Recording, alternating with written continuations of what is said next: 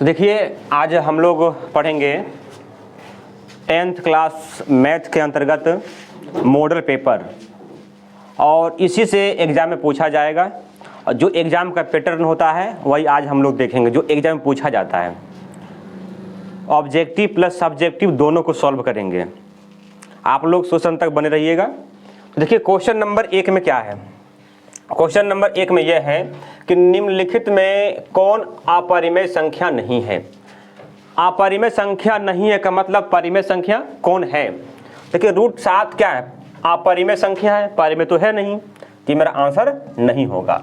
√3/7 ये क्या है, √3 अपरिमेय संख्या है क्योंकि 3 का वर्गमूल निकलता नहीं है, तो ये भी मेरा क्या होगा, परिमेय संख्या नहीं है। अब क्या √5/√2, ना तो √2 का वर्गमूल निकलता है ना ही √5 का वर्गमूल निकलता है, इसलिए क्या हो जाएगा, ये अपरिमेय संख्या। अब देखिए इसका वर्गमूल क्या हो जाएगा, इसका वर्गमूल हो जाएगा 5√3, 5√3, और इसका हो जाएगा 4√3, क्योंकि 4 चौका 16, 3 48। अब देखिए ये कट रहा है, क्या हो रहा है, ये और ये कट गया, कितना हो गया, 5/, ये हो गया 5/4, कितना हो गया, ये 5/4 हो गया। तो क्या 5/4 क्या है, परिमेय संख्या, इसलिए मेरा आंसर हो जाएगा ऑप्शन नंबर डी, यही मेरा परिमेय संख्या है। देखते हैं नेक्स्ट क्वेश्चन क्या है। नेक्स्ट क्वेश्चन ये है, क्वेश्चन नंबर 2, √3 और √5 है, यानी कैसी संख्या है, पूर्णांक संख्या है, एक अपरिमेय संख्या है, एक परिमेय संख्या है, इनमें से कोई नहीं है। तो क्या है, देखिए √3 और √5 क्या है, एक अपरिमेय संख्या, क्या है, एक अपरिमेय संख्या है, इसलिए मेरा आंसर क्या हो जाएगा, ऑप्शन नंबर बी, एक अपरिमेय संख्या है। नेक्स्ट क्वेश्चन, निम्नलिखित में कौन सा भिन्न का दशमलव प्रसार शांत होगा। तो शांत होने का सूत्र होता है p/2n और 5m, ये शांत होने का सूत्र होता है, शांत होने का सूत्र होता है। देखिए अब 17/105, तो 105 का फैक्टर करना पड़ेगा हर को, किसे लगेगा, 3 × 5 = 9 और 3 × 5 = 15, 5 × 3 = 35। देखिए इसका जो फैक्टर हुआ 17/3 × 5 × 7, फिर 210 का फैक्टर करेंगे हम, इसमें 210 का फैक्टर करेंगे हम, 210, 2 से 2 एकम 2, 2 पंचे 10, फिर वही लगेगा 3 से 35, फिर 5 से 7, यानी इसका हो जाएगा 77/2 × 3 × 5 × 7 हो जाएगा। और इसका क्या होगा, देखो 88 है, इसको करेंगे हम 88 को 2 से 44, 2 से 22 और 2 से 11, यानी कि ये हो जाएगा 15/2 × 2 × 2 और ×11। फिर क्या है 3/160, 160 का फैक्टर करेंगे हम, 2 से 80, 2 से 40, 2 से 20 और 2 से 10 और 2 से 5। देखिए इसका हो जाएगा 3/2 × 2 × 2 × 2 × 5। देखिए अब शांत कौन है, अशांत कौन है, पहचानिए। हम क्या बोले, 2 के पावर n और 5 के पावर m, ऊपर p कुछ भी हो नहीं देखना हमको है, p कुछ भी उसको देखना ही नहीं है। देखिए 5 तो है इसमें, लेकिन 5 के अलावे 3 और 7 भी है, इसलिए ये शांत प्रसार नहीं होगा। क्या होगा, शांत प्रसार नहीं होगा। अब देखिए इसमें 2 तो है, 5 भी है, लेकिन 3 और 7 भी है, यानी 2 और 5 के अलावा कुछ होना नहीं चाहिए। अगर अकेला 2 भी होगा तो शांत होगा, अकेला 5 भी होगा तो शांत होगा, लेकिन इस दोनों के अलावा कोई अदर आ जाए तो अशांत होगा। देखिए 2 तो है लेकिन 11 भी है, अशांत होगा, ये भी अशांत होगा। अब देखिए 2 है ना, और 5 है, 2 ही 5 तो है, और इसको हम क्या लिखेंगे, 3/2 के पावर कितना, 1 2 3 4 5, 5 और गुना में 5। तो मेरा शांत कौन हो जाएगा, ऑप्शन नंबर डी क्या हो जाएगा, शांत हो जाएगा। ऑप्शन नंबर डी शांत हो जाएगा। आशा करता आप लोग को समझ में आया होगा। चलते नेक्स्ट क्वेश्चन में। अब ये है 2.12112 इस तरह चलता है और डॉट डॉट है। तो ध्यान दीजिए, अगर कभी भी डॉट डॉट रहे और क्वेश्चन रहे पॉइंट में, दशमलव में, और पूछे परिमेय है या अपरिमेय है, शांत है या अशांत है, कभी पूछे तो क्या करना है, अगर डॉट डॉट बोले तो अशांत होता है। क्या होता है? अशांत होगा। डॉट डॉट रहे तो क्या हो जाएगा? अपरिमेय। क्या हो जाएगा? अपरिमेय। हमेशा याद रखना है कि डॉट डॉट होगा, इसको परिमेय संख्या के रूप में हम लिख नहीं सकते। क्या हो जाएगा? ये अपरिमेय संख्या हो जाएगा। नेक्स्ट क्वेश्चन, √3/√12 क्या है? परिमेय, अपरिमेय, अभाज्य या इनमें से कोई नहीं। देखिए √3 और √12 है, तो इसको हम लिख सकते हैं √3 बटे में, इसका वर्गमूल होता है 2√3, √3 से √3 खत्म हो गया, कितना हो गया? 1/2।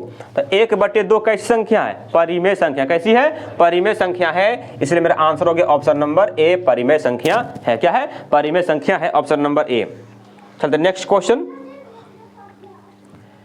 द्विघात बहुपद x² - 3 के शून्यक होंगे।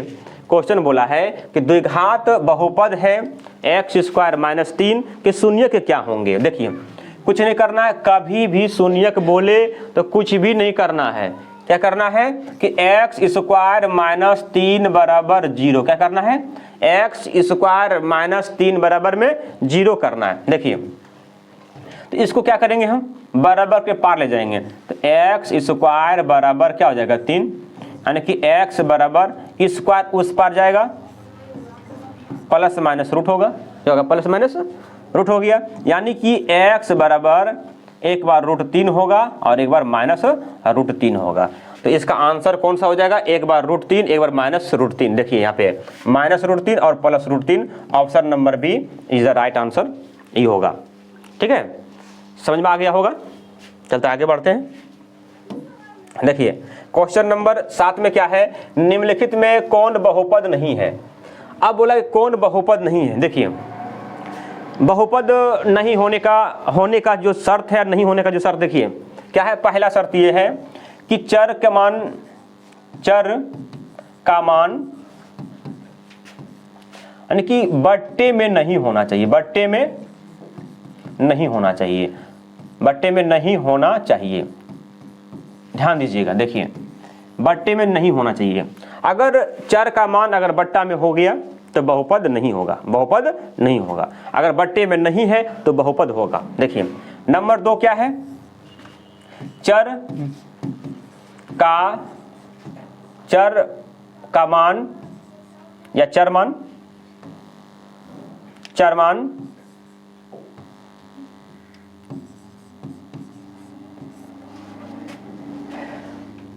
रूट में नहीं होना चाहिए, रूट में नहीं होना चाहिए, नहीं होना चाहिए। नंबर 3 नियम क्या है, चरमान का घात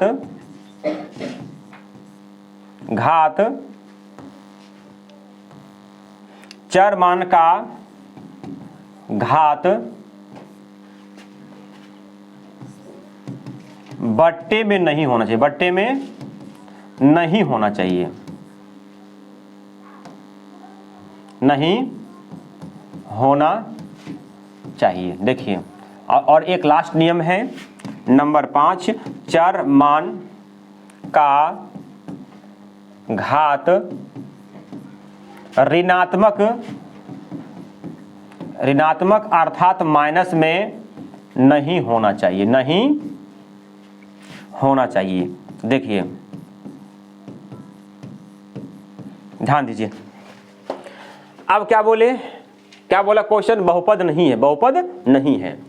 जो इतना में से किसी को फॉलो कर देगा बहुपद नहीं होगा। देखिए अब क्या √7, क्या ये नियम चारों पालन कर रहा है? नहीं, तो बहुपद है, ये बहुपद है। पूछा कौन नहीं होगा, इसलिए बहुपद है। आप पूछा नहीं वाला, तो ये मेरा आंसर नहीं होगा। ये चारों में फॉलो कर रहा है, इसमें कोई भी फॉलो नहीं कर रहा। चर मान रूट में नहीं होना चाहिए ये बोला गया है, लेकिन ये तो अचर मान है ना, ये अचर मान है। और ये चर मान A to Z को चर बोलते हैं और गिनती संख्या को अचर बोलते हैं। तो ये क्या है? अचर है, ये चर नहीं है, इसलिए ये भी बहुपद है। आंसर बोला नहीं, तो आंसर भी नहीं। अब देखिए रूट में है, चर मान रूट में, चर मान रूट में नहीं होना चाहिए, चर मान रूट में नहीं होना चाहिए। तो अगर चर मान रूट में है इसका मतलब ये बहुपद नहीं है, यही मेरा आंसर हो जाएगा। तो देखिए ये क्या है, 4x स्क्वायर, या स्क्वायर लिखा हुआ है, -3x + 7, ये बहुपद तो है ना, ये मेरा आंसर नहीं होगा। देखिए नेक्स्ट क्वेश्चन क्या है, क्वेश्चन नंबर 8। देखिए क्या है क्वेश्चन में, कौन रेखीय बहुपद व्यंजक है, रेखीय व्यंजक है, ठीक है। देखिए कौन रेखीय व्यंजक होगा, थोड़ा ध्यान दीजिएगा। घात के आधार पर बहुपद 3 प्रकार के होते हैं, कौन कौन होते हैं भाई। नंबर 1 होता है रेखिक बहुपद, क्या होता है, रेखिक बहुपद। देखिए तो रेखिक बहुपद किसे कहते हैं, वैसी बहुपद जिसका घात अधिकतम घात 1 हो, वैसी बहुपद जिसका अधिकतम घात 1 हो उसे रेखिक बहुपद कहते हैं। मान लिया जाए कि x प्लस हम 7 लिख दिए, जिसके अधिकतम घात कितना 1 है, तो ये रेखिक बहुपद हो गया। नंबर 2 द्विघाती बहुपद, द्विघाती बहुपद। देखिए तो वैसी बहुपद जिसका अधिकतम घात 2 हो उसे द्विघाती बहुपद कहते हैं। तो कि x² प्लस या माइनस कुछ भी, कोई दिक्कत नहीं है, 6x प्लस में 5, ये क्या है, द्विघाती बहुपद। ये क्या है, द्विघाती बहुपद है। नंबर 3 त्रिघाती बहुपद, ये क्या है, त्रिघाती बहुपद।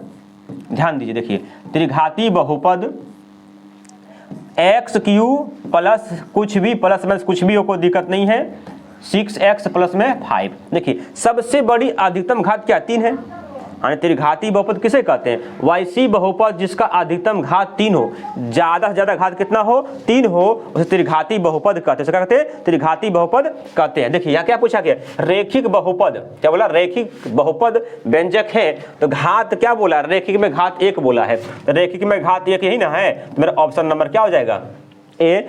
ये क्या हो जाएगा, द्विघात, ये हो जाएगा द्विघाती, ये भी द्विघाती, और ये हो जाएगा त्रिघाती। आया बात समझ में। चलते नेक्स्ट क्वेश्चन की ओर। नेक्स्ट क्वेश्चन में क्या है, क्वेश्चन नंबर 9, यदि अल्फा और बीटा बहुपद f of x x² plus x plus 1 के मूल हो तो 1/अल्फा प्लस 1/बीटा का मान क्या होगा। देखिए पहले हम लोग इसी को सॉल्व करेंगे, इसी को सॉल्व करेंगे, ठीक है। देखिए 1/अल्फा प्लस 1/बीटा, इसको सॉल्व कीजिए, क्या हो जाएगा, ध्यान से देखिए। अल्फा और बीटा का एलसीएम अल्फा इंटू बीटा, ये हो जाएगा बीटा प्लस अल्फा। ध्यान दीजिएगा, अल्फा प्लस बीटा का सूत्र होता है -b/a, और अल्फा इंटू बीटा c/a होता है। तो यहाँ पे क्या हो जाएगा, a से a खत्म। अब यहाँ से हम क्या लिखेंगे, -b/a, सी होगा, कलर में इसका चेंज हो जाता है, 12 करते सेट करते रहेंगे। देखिए -b/c, अब देखिए -b/c हो गया, और यहाँ जो आगे लिखा हुआ है ये a होगा, यहाँ जो आगे लिखा हुआ है b होगा, जो यहाँ लिखा हुआ ये c होगा।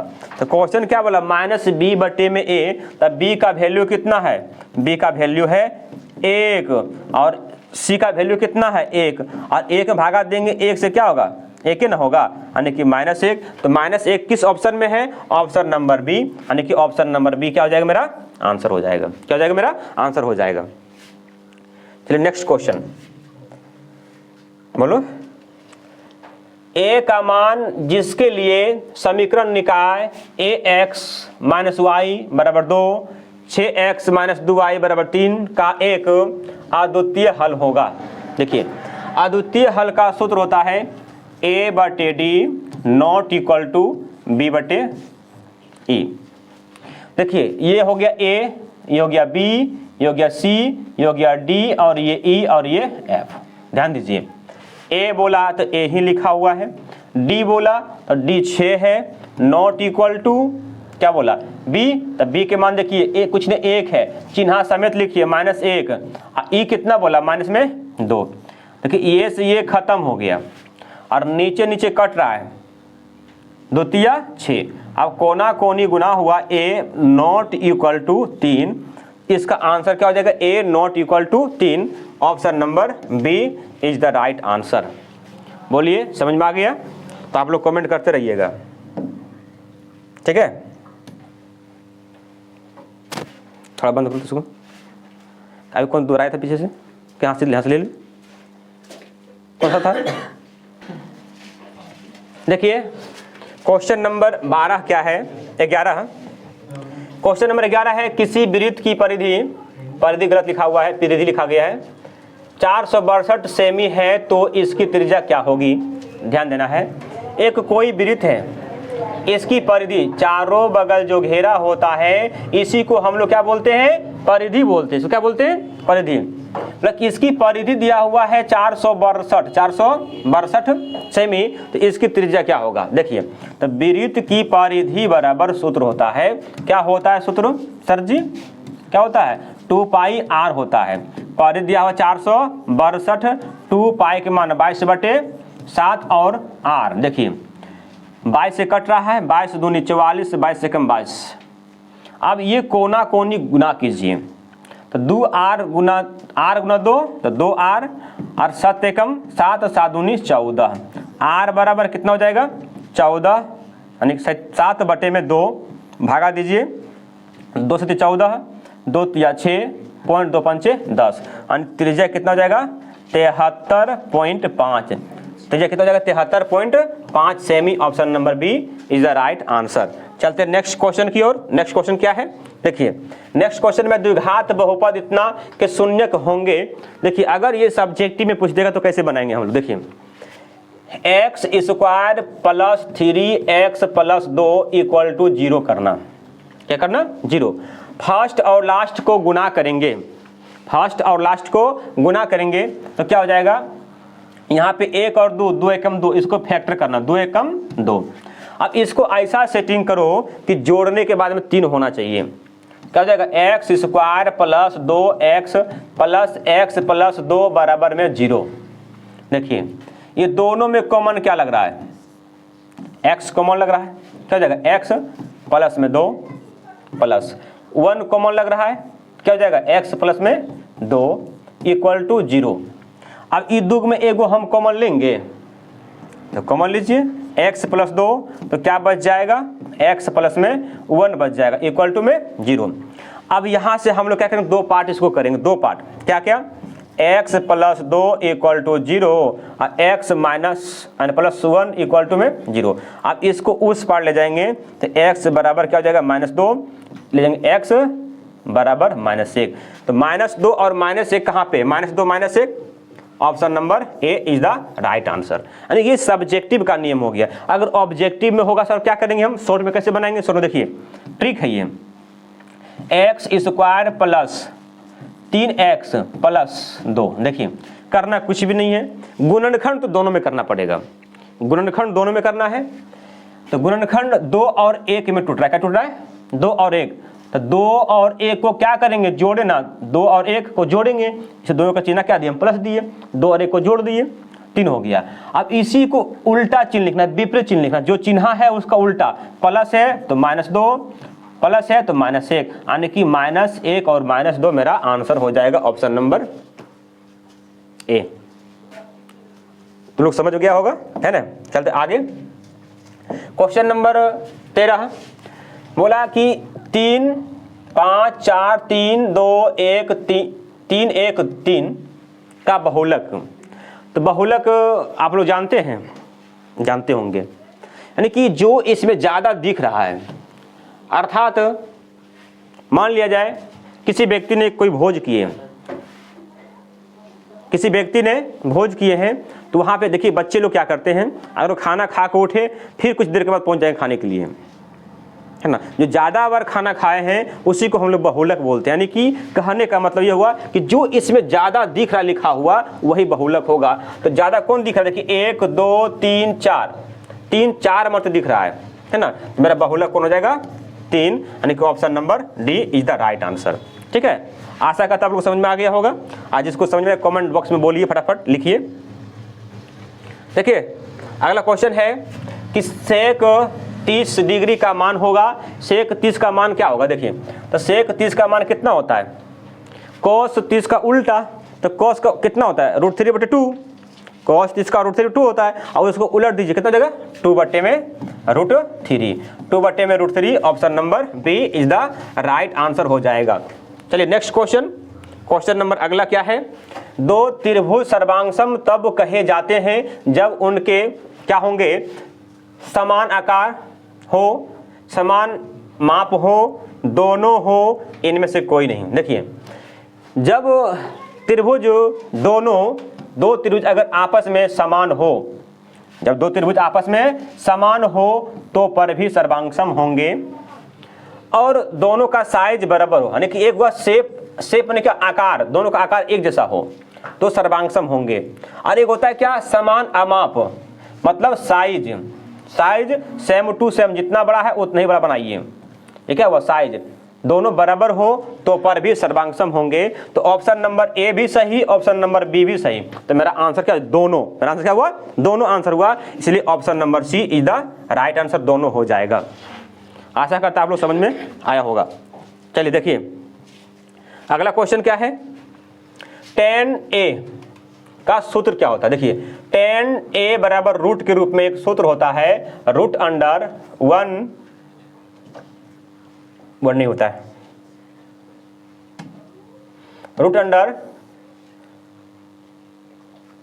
सेक स्क्वायर थीटा माइनस में 1, किस ऑप्शन में लिखा हुआ है, ऑप्शन नंबर बी, किस ऑप्शन में है, ऑप्शन नंबर बी में है, सेक स्क्वायर थीटा -1, इसी यही होता है tan, उसका थीटा का मान होता है ये। देखिए अगला क्वेश्चन क्या है, दो वृत्तों का व्यास 9 सेमी 7 सेमी है, उनके क्षेत्रफलों का अनुपात क्या होगा। देखिए ध्यान दीजिएगा, दो वृत्त है और उसका व्यास दिया हुआ है 9 और 7, बोला क्षेत्रफल का अनुपात क्या होगा। अगर व्यास दिया हुआ रहे या तो फिर त्रिज्या दिया हुआ रहे, दोनों सेम होता है। इस कंडीशन में अगर मान लिया जाए हम बताए थे कि जितना व्यास होगा उसका आधा त्रिज्या होता है, तो ये कितना जगह 9/2 होगा, ये 7/2 होगा। और हम ये भी बोले हैं आप लोगों को कि क्षेत्रफल निकालना हो तो स्क्वायर कर दीजिए। देखिए 9 का स्क्वायर 81, 2 का स्क्वायर 4, अनुपात 7 की स्क्वायर 49 और 2 की स्क्वायर 4, तो अनुपात में कट नहीं जाता नीचे, यानी कि 81:49। तो ऑप्शन नंबर कौन सा होगा, ऑप्शन नंबर डी होगा। लेकिन इतना करने की जरूरी नहीं है, बट्टा उल्टा, अगर व्यास डी हो तो व्यास का स्क्वायर और व्यास का स्क्वायर का अनुपात कर दीजिए, क्षेत्रफल का अनुपात हो जाएगा। तो 9 की स्क्वायर 81 और 7 की स्क्वायर 49, ये मेरा क्या हो जाएगा, क्षेत्रफल का अनुपात हो जाएगा। Option number D is the right answer. क्या दिक्कत किसी को है, नहीं है। चलिए आगे बढ़ते हैं। निम्नलिखित में कौन अपरिमेय संख्या नहीं है। अपरिमेय नहीं तो क्या है, परिमेय है। अपरिमेय नहीं तो क्या है, परिमेय है। देखिए 10 का वर्गमूल नहीं होता है, इसलिए अपरिमेय संख्या है, फिर आंसर नहीं होगा। 24 का वर्गमूल नहीं होता है, ये भी अपरिमेय संख्या है। 35 का नहीं होता, ये भी अपरिमेय संख्या है। और 121 का होता है कितना, 11 होता है। क्या होता है, 11 होता है, इसलिए मेरा आंसर हो जाएगा ऑप्शन नंबर डी। 121 जो है ये क्या है, परिमेय संख्या है। चलते नेक्स्ट क्वेश्चन की ओर। 5, 15, 20 के लोसो और मोसो का अनुपात क्या होगा। देखिए 5, 15 और 20 का लघुत्तम निकालिए, लघुत्तम समावर्तक जिसको एलसीएम बोलते हैं। ये तीनों का एलसीएम होगा 60, और ये तीनों का बोला मोसो, तीनों का मोसो कितना होगा 5, तो 12 पंच कितना जगह 60, यानी कि 12/1 अर्थात 12:1 हो जाएगा। क्या हो जाएगा, 12:1। Option number D is the right answer. चलते नेक्स्ट क्वेश्चन की ओर। नेक्स्ट क्वेश्चन में क्या है, देखिए किसी त्रिभुज ABC में कोण A 90 डिग्री। बोला कोई त्रिभुज ABC है और वो क्या है, समकोण त्रिभुज है। A 90 डिग्री, यानी कि A 90 डिग्री, यहाँ हो गया 90 डिग्री। BC 13, A अगर यहाँ है तो B मान लेंगे यहाँ, C मान लेंगे यहाँ, तो BC कितना 13, AB कितना 12, तो AC क्या होगा, ध्यान दीजिएगा ये समकोण के सामने वाले कर्ण, ये आधार और ये लंब, ये क्या है लंब, AC क्या है लंब है। तो लंब बराबर सूत्र क्या लिखाए थे हम, कर्ण के स्क्वायर और माइनस में आधार के स्क्वायर। 13 के स्क्वायर कितना होता है 169, 12 का 44, दोनों घटे कितना हो जाएगा 25, अब 25 का वर्गमूल 5। तो यानी कि AC कितना हो गया 5 सेमी। क्या हो गया AC 5 सेमी हो गया। AC कितना हो गया है 5 semi. Option number C answer हो गया। नेक्स्ट क्वेश्चन, A का मान जिसके लिए समीकरण निकाय 10x प्लस 5y बराबर a minus 5, 20x plus 10y minus a बराबर 0 के अनगिनत हल होंगे। तो अनगिनत हल का सूत्र होता है a बटे d इक्वल टू b बटे e इक्वल टू c बटे में f। देखिए ये हो गया a, ये हो गया b और ये दोनों मिलकर हो गया c, और ये हो गया d, ये हो गया e और ये हो गया f। ध्यान दीजिएगा। तो a के मान 10 और d के मान 20 बराबर b के मान 5 और e के मान 10 बराबर c के मान a माइनस b, और उसका मान अगर ये चल जाएगा उस पार, ये उस पार में, तो इसको भी उस पार में रखेंगे हम, क्या हो जाएगा ये a। ध्यान दीजिएगा। इसको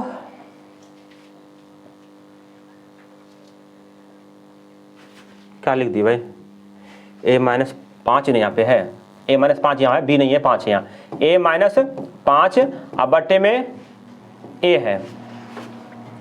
तो इसको साथ में रखिए, चाहे इसको साथ में रखिए, इस दोनों को किसी को भी रख सकते हैं, कोई दिक्कत नहीं है। तो 5 बटे 10 बराबर a माइनस 5 बट्टे में a, कोना कोनी गुना करेंगे हम, क्या हो जाएगा 10a, पहले ये कोना कर रहे हैं, और 10 पचे 50 बराबर 5 गुना a 5a, इधर ले आओ 10a माइनस 5a बराबर में 50। तो क्या हो जाएगा 5a बराबर में 50, तो 5 के 50, a बराबर कितना हो जाएगा 10, यानी कि a के मान 10 किस ऑप्शन में है, ऑप्शन नंबर C में है। किस में है, ऑप्शन नंबर C में है। ये मेरा आंसर हो गया है। आशा करता आप लोगों को समझ में आया होगा। तो आप लोग को 21 हिस्सा बता दिए हैं, तो आप लोग इस वीडियो को थोड़ा लाइक कर दीजिए और सब मिलकर शेयर कीजिए इसको, और सब लोग इसको जो है, जो नए होंगे वो व्यक्ति सब्सक्राइब कर लीजिए इसको, और जो समझ में नहीं आता कमेंट बॉक्स में लिखें कि हमको समझ में नहीं आया है, इसको बताया जाएगा। ठीक है, चलते हैं नेक्स्ट क्वेश्चन की ओर। समीकरण निकाय x प्लस 2y बराबर 3, 5x के y और 15 के अनगिनत हल होंगे। जस्ट सेम टू सेम, एक इसका सेम टू सेम है। a क्या है 1 बटे, d क्या है 5 बराबर 2 बटे के बराबर 3 बटे 15। सुनिए, ये दोनों को साथ में रख लीजिए, चाहे ये दोनों को साथ में रख लीजिए, कोई दिक्कत नहीं है। तो इसको कोना कोनी गुना कीजिए, या एक मतलब लिख देते हैं बराबर 2 बटे में के, तो के बराबर 5 दूनी 10 हो गया। कितना हो गया 5 दूनी 10 हो गया है। तो 10 किस ऑप्शन में, ऑप्शन नंबर बी में। किस में है, option number B is the right answer हो गया। चलते नेक्स्ट क्वेश्चन की ओर। यदि रेखाएं एक बिंदु पर प्रतिच्छेद करती है तो वह बिंदु दोनों समीकरणों का स्रोत होता है। बोला कि अगर रेखाएं एक बिंदु पर प्रतिच्छेद करें, कोई रेखाएं एक बिंदु पर प्रतिच्छेद करें, तो वह बिंदु दोनों समीकरणों का क्या होता है, डैश होता है।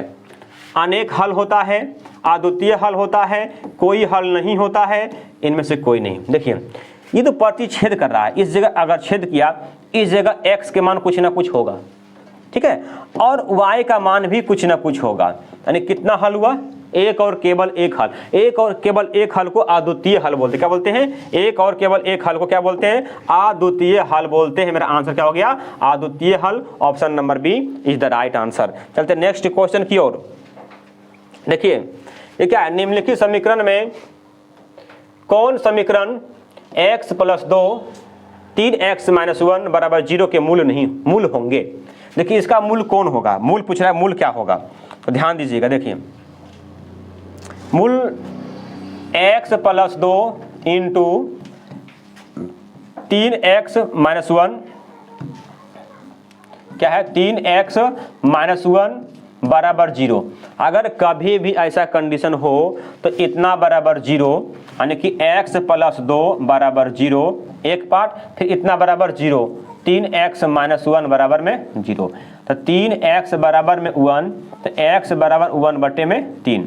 ये क्या हो जाएगा, x बराबर ये जो है वो पार जाएगा, क्या हो जाएगा माइनस में 2। अब देखिए किस ऑप्शन में माइनस 2 1 बटे 3 है, तो ऑप्शन नंबर बी में है। किस में है, ऑप्शन नंबर बी में है। ये मेरा क्या हो गया, आंसर हो गया है। Option number B is the right answer. Next question, next question में क्या है देखिए, कलर भी चेंज बार बार। निम्नांकित समुच्चयों में किसमें द्विघात समीकरण एक्स स्क्वायर माइनस 5 बराबर 0 के मूल होंगे। सेम टू सेम है, क्या करेंगे, एक्स स्क्वायर माइनस 5 बराबर 0, तो क्या हो जाएगा एक्स स्क्वायर बराबर 5, यानी कि एक्स बराबर स्क्वायर उधर जाए क्या हो जाएगा रूट, और जब भी रूट चाहता है तो प्लस माइनस में, किसमें प्लस माइनस में कितना हो गया ये 5, यानी कि एक्स बराबर ये क्या हो जाएगा रूट 5 और माइनस रूट 5, 5 रूट 5 ये क्या हो गया परिमेय या अपरिमेय, ठीक है अपरिमेय संख्या, क्या है अपरिमेय संख्या। Option number C is the right answer. Next question क्या हो जाएगा, द्विघात समीकरण A X square plus B X plus C बराबर 0 के मूल वास्तविक एवं असमान हो तो क्या होंगे। देखिए अगर मूल वास्तविक और असमान होता है तो मूल का एक डायरेक्ट सूत्र होता है, क्या मूल बराबर एक डायरेक्ट सूत्र होता है माइनस बी बटे में 2a, माइनस बी बटे में 2a होता है। देखिए कौन सा ऑप्शन सही है, माइनस बी बटे में 2a, ऑप्शन नंबर सी, ये मेरा आंसर हो जाएगा डायरेक्ट मूल। नेक्स्ट क्वेश्चन, द्विघात समीकरण A X square plus B X plus C के मूल बराबर हो तो सूत्र होते हैं। देखिए मूल अगर बराबर होता है तो विवेचक का सूत्र क्या होता है, बी स्क्वायर माइनस 4ac बराबर 0। अगर इसी को उधर ले जाएं तो क्या हो जाएगा बी स्क्वायर बराबर 4ac। देखिए ये किस ऑप्शन में लिखा, ये अगर होगा चाहे ये होगा, देखिए किस ऑप्शन में लिखा हुआ है, तो ऑप्शन नंबर डी में लिखा, किस में लिखा हुआ है, option number D is the right answer हो जाएगा, बी स्क्वायर बराबर 4ac, ये मेरा क्या हो जाएगा आंसर हो जाएगा। नेक्स्ट क्वेश्चन क्या देखिए, यदि द्विघात समीकरण A X square plus B X plus C बराबर 0 के B square minus less than 4ac हो तो मूल होंगे। कहने का मतलब ये हुआ कि अगर विवेचक का मान, अगर विवेचक यानी बी स्क्वायर माइनस 4ac का मान अगर 0 से छोटा होगा, क्या होगा 0 से छोटा होगा तो क्या होते हैं, अगर 0 से छोटा होता है मूल वास्तविक नहीं होता है, मूल वास्तविक नहीं होता है, ऑप्शन नंबर सी मूल वास्तविक नहीं होंगे। अगर B square minus 4ac greater than 0 होगा तो मूल वास्तविक होगा, क्या होगा वास्तविक एवं असमान होगा। ठीक है, चलते नेक्स्ट क्वेश्चन की ओर। समांतर श्रेणी 10 7 4 10 7 4 डॉट डॉट डॉट तीसरा पद क्या होगा। देखिए समांतर श्रेणी में ये जो लिखा होता है ये ए होता है और ये बी होता है, सी डी ऐसे चलता है। तो समांतर श्रेणी में हम तीसरा पद निकालेंगे, इसको निकालने के लिए हम लोग को क्या चाहिए, ए चाहिए, तो ए बराबर 10 और चाहिए डी, और डी किसको बोलते, सार्व अंतर पद, जिसको बोलते हैं पदांतर, सार्व अंतर अर्थात पदांतर को बोलते हैं। तो सार्व अंतर सूत्र होता है बी माइनस ए, तो ये ए और ये बी, तो बी है 7 माइनस ए है 10, कितना होगा माइनस में 3। अब बोला एन भी चाहिए, तो कौन सा पद, तीसरा पद, तो तीसरा पद कितना है 30 हो जाएगा एन के मान, इसलिए टी एन बराबर सूत्र क्या होता है a plus N minus 1 into में डी। तो a का वैल्यू कितना है, a का वैल्यू 10 है प्लस n का वैल्यू 30 है माइनस में 1 इंटू में डी के मान कितना हो गया माइनस में 3 हो गया। देखिए 10 प्लस क्योंकि 29 गुना माइनस में 3 गुना कीजिए 10 प्लस माइनस माइनस 9 या 27 के साथ बाकी 2 3 दूनी 6 2 8। अब घटाइए कितना हो गया 77 माइनस में, यानी कि option number B is the right answer. बोलिए आप लोगों को समझ में आया है ना? चलिए ठीक है, अच्छी बात है। चलिए आगे बढ़ते हैं। नेक्स्ट क्वेश्चन क्या है, समांतर श्रेणी में दिया हुआ है, बोला 10वां पद क्या होगा, सेम टू सेम बनेगा। हम बना दिखाते हैं। देखिए a बराबर -3, d बराबर इसमें घटेगा ये वाला -1/2 में घटेगा -3, तो माइनस माइनस प्लस 3 हो जाएगा ना। इसका हम एलसीएम निकालेंगे, जब भी इनके जोड़ बनाएंगे तो ये 5/2 आएगा। कितना आएगा 5/2, और n के मान कितना हो जाएगा 10। देखिए लिखेंगे, इसलिए Tn बराबर सूत्र a plus n minus 1 into में d। देखिए a का वैल्यू कितना है -3 प्लस n का वैल्यू 10 माइनस 1, और d का वैल्यू कितना आया, देखिए 5/2। क्या करेंगे हम, गुना में 5/2, क्या हो जाएगा -3 प्लस 10 में से 1 गया 9 गुना 5/2। तो देखिए अब इसको क्या करेंगे हम, -3 प्लस 9 × 45/2। ध्यान दीजिए एलसीएम हो गया 2, एलसीएम हो गया 2, तो 3 दूनी 6 प्लस 45, तो 45 में से 6 गया, कितना बचा 39 हो जाएगा। 39/2, देखिए 39/2 में कहीं है ये ना इसका आंसर, इसका आंसर 39/2 ही हो जाएगा। क्या हो जाएगा 39/2 हो जाएगा इसका आंसर। ठीक है, यही मेरा आंसर होगा। ये ऑप्शन गलत पड़ गया है, सेट हो गया है। चलिए नेक्स्ट क्वेश्चन, समांतर श्रेणी में दिया हुआ है, बोला 10वां पद क्या होगा। जस्ट वही डायरेक्ट हम सूत्र लिखते हैं, Tn बराबर a plus n minus 1 into में d। देखिए a का वैल्यू 2 प्लस n के मान 10 माइनस 1 इंटू में d, तो 7 में से 2 गया, कितना बचा 5, ये हो गया d। 2 प्लस 9 गुना में 5, यानी कि 2 प्लस 9 × 5 45, अब 45 2 47, क्या हो गया 47। Option number C is the right answer. चलिए नेक्स्ट क्वेश्चन देखिए, त्रिभुज ABC में DE समांतर BC। बोला कि एक त्रिभुज है, त्रिभुज ऐसा है कि DE समांतर BC है। देखिए ये एक त्रिभुज, ध्यान दीजिएगा, ये मान लिए A है और ये B है और ये C है। बोला कि BC के समांतर एक रेखा है जिसका नाम DE है। ध्यान से देखिएगा, ठीक है। इसको थेल्स प्रमेय बोलते हैं। इसको ही पढ़ाएंगे एक दिन, थेल्स प्रमेय का ही जो प्रमेय होता है ना, जो पूछा जाता है उसको अलग से पढ़ाया जाएगा, स्ट्रक्चर वगैरह इसमें भी सेट है, लेकिन उसको अभी पढ़ाया नहीं जाएगा, उसको बाद में पढ़ाया जाएगा। एक दिन उसी का क्लास चलेगा, सिर्फ उसी का प्रमेय का। तो देखिए बोला क्या AD 5 है, AD 5 है, बोला DB 3 है, तो बोला कि AE/AC कितना होगा। देखिए जितना ये होगा उतना ही ये होगा। कैसे, सूत्र होता है AD/DB बराबर AE/CE। कहने का मतलब ये हो गया आधा/आधा फिर आधा/आधा। तो AD का वैल्यू कितना है, तो AD का वैल्यू 5 है और DB का वैल्यू कितना, देखिए यहाँ पे 3 है, 3 दिए। अब बराबर AE/CE। क्या बोला, AE/AC बोला है ना, तो AC। देखिए इसका भी एक कंडीशन है, अगर पूरा लिया वहाँ पे तो कोई दिक्कत नहीं है। क्या लिया AE/AC, तो AE/AC, चलिए इसी को लिखिए पहले AE/AC, यानी ये आधा फिर पूरा, इधर भी आधा AD फिर पूरा AB। देखिए तो AE/AC बराबर AD का वैल्यू 5 और बटे में AB का वैल्यू यहाँ से यहाँ तक वैल्यू 5 3 8, अर्थात इसका आंसर हो जाएगा 5/8। तो 5/8 किस ऑप्शन में, ऑप्शन नंबर डी में है। ऑप्शन नंबर सी में है, किसमें, सी में है। ऑप्शन नंबर सी मेरा हो गया 5/8। ठीक है, चलते हैं नेक्स्ट क्वेश्चन की ओर। अरे भाई आकृति गायब है, इसका आकृति ही गायब है।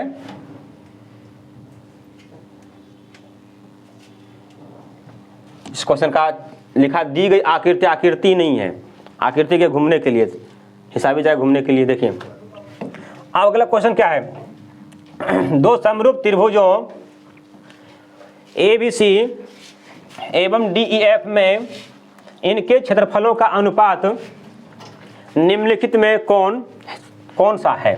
देखिए एक त्रिभुज है ABC और एक त्रिभुज है DEF, ये भी एक परमय है। क्या एक परमय है, लेकिन परमय में अगर ये और ये दिया हुआ है तो बोला क्षेत्रफल का अनुपात क्या होगा, कुछ नहीं होगा, इजी है।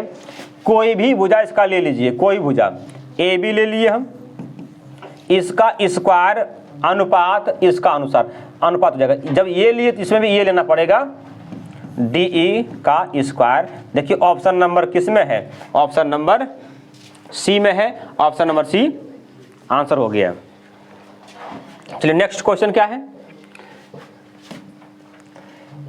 समबाहु त्रिभुज की एक भुजा 10 सेमी है तथा समबाहु त्रिभुज DEF की भुजा 5 सेमी है।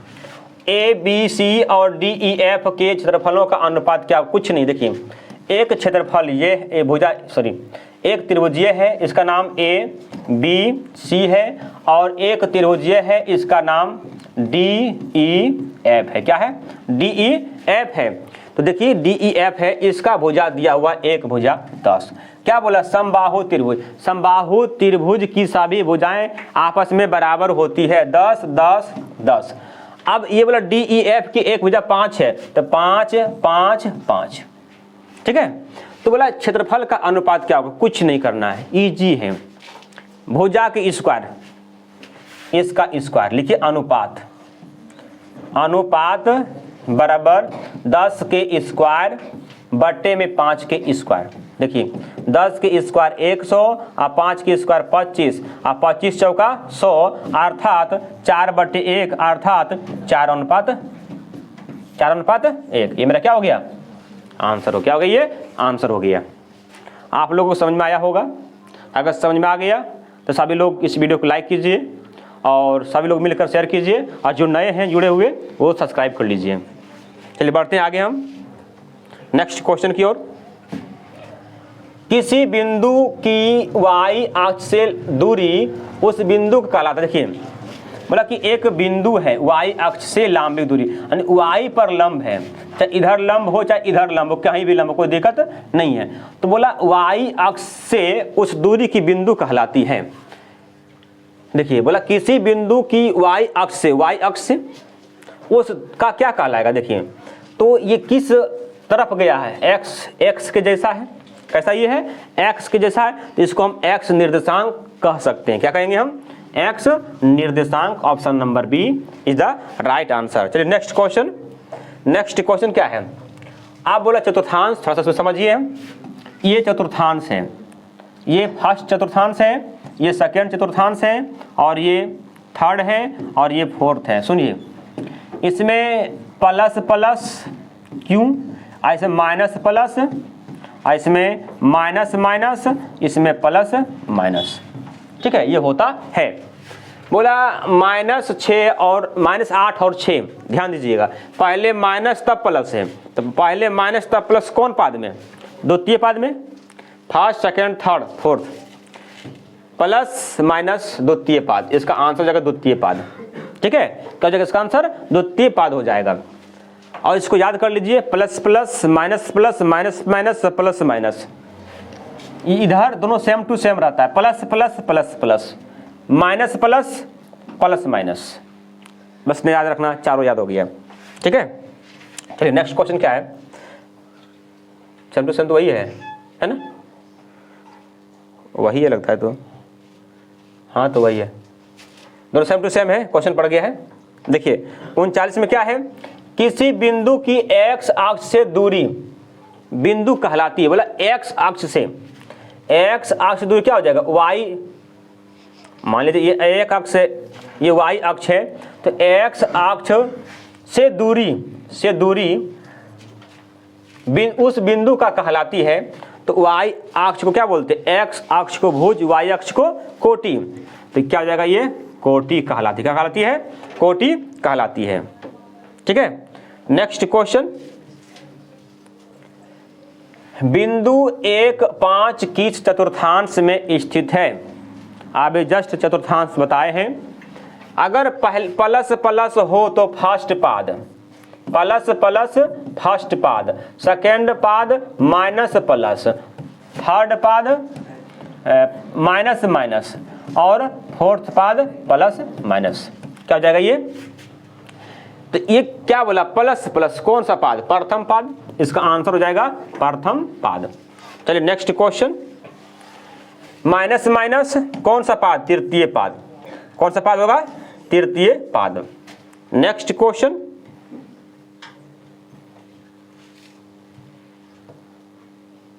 अब है √2 cos थीटा बराबर 1 हो तो थीटा का मान क्या होगा? देखिए इसको लिख सकते हैं √2 cos थीटा बराबर 1, cos थीटा बराबर 1/√2। अब बताइए आप ही लोग, cos थीटा, cos कितना का वैल्यू? 1/√2 होता है, cos 45 का वैल्यू। क्या लिखेंगे हम? cos 45 degree. तो cos से cos, थीटा बराबर 45 डिग्री, क्या हो जाएगा? थीटा बराबर 45 डिग्री, ऑप्शन नंबर बी। देखिए 1 + cot स्क्वायर ए, 1 + sec tan स्क्वायर ए मान होता है, ध्यान दीजिएगा। 1 + cot स्क्वायर थीटा क्या होता है सूत्र?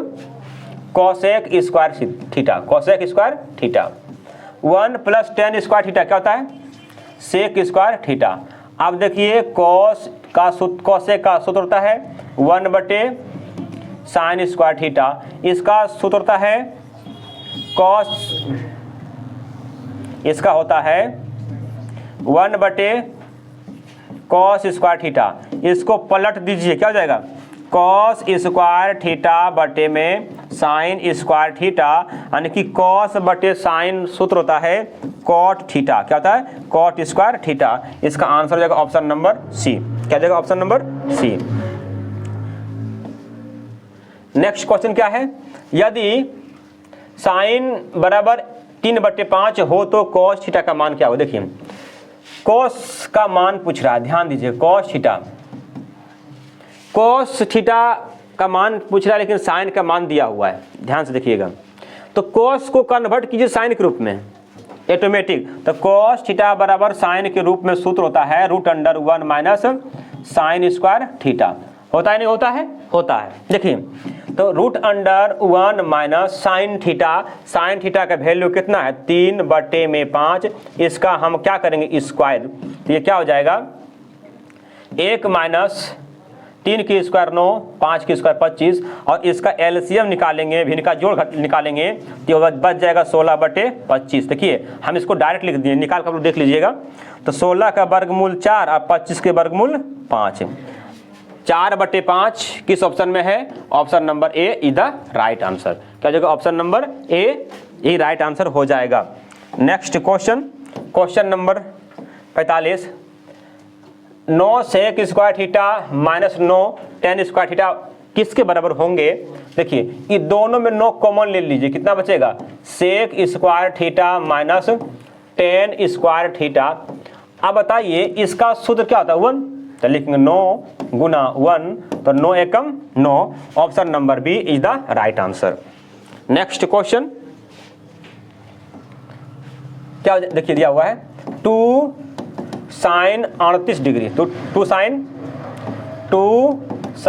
38 डिग्री बटे में cos 52 डिग्री। देखिए इस कंडीशन में कभी भी हिसाब दिया हुआ रहे तो ऊपर को तोड़ना है तो नीचे को छोड़ना है, और नीचे को तोड़ना है तो ऊपर को छोड़ना है, ठीक है। 2 sin, इसको पूरा के रूप में तोड़िए, 90 माइनस थीटा। 90 में कितना घटावे जो कि 38 बचे, तो 52 घटाना पड़ेगा, ठीक है। अब बटे में cos 52। देखिए साइन 90 माइनस थीटा बराबर सूत्र होता है कॉस थीटा। क्या होता है? Cos theta.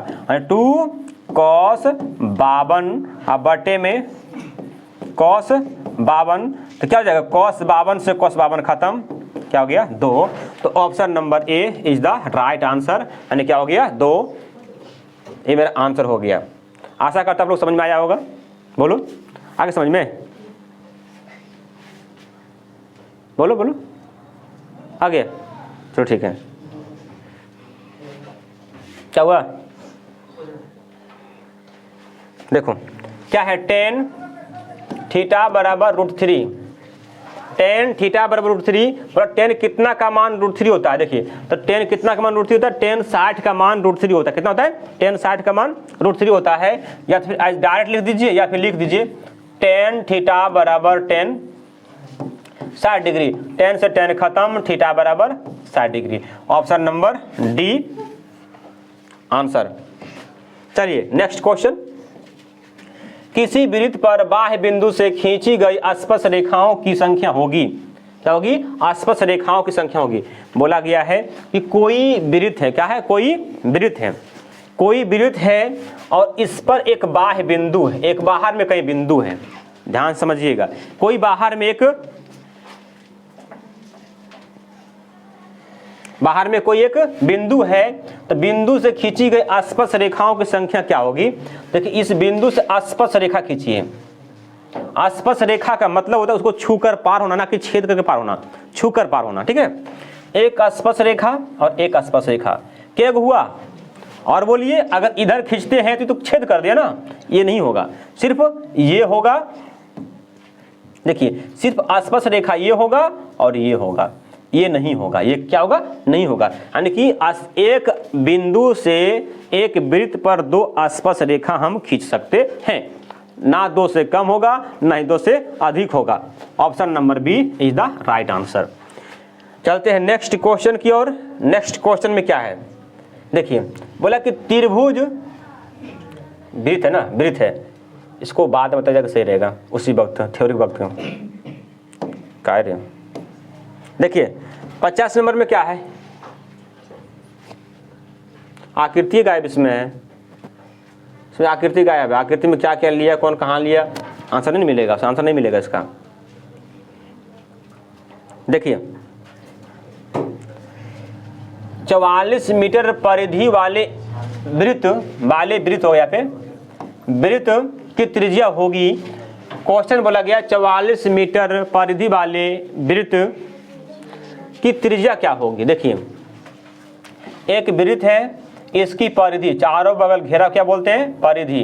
ये 44 मीटर है, मतलब इसकी त्रिज्या क्या होगा? लिखिए वृत्त की परिधि बराबर 2 पाई r होता है। क्या होता है? 2 पाई r होता है। देखिए वृत्त की परिधि कितना? 44 बराबर 2 पाई के मान 22/7 और ये क्या हो गया? r।